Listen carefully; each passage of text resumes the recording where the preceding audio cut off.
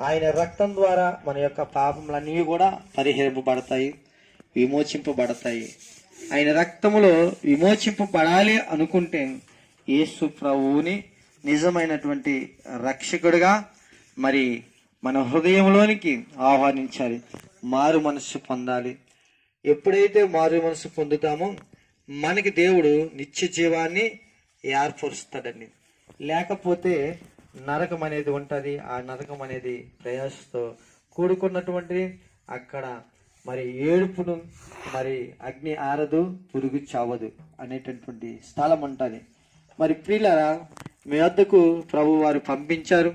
ఈ మాటలు నీవు అంగీకరించి నీ హృదయంలో యేసు ప్రభువే నిజమైనటువంటి దేవుడిగా అంగీకరించినట్లుగైతే ఆయన మన కోసమే సిలువలో ప్రాణత్యాగం చేశాడు కనుక విమోచింపబడతాము, నిత్య జీవానికి నడిపించబడతాము.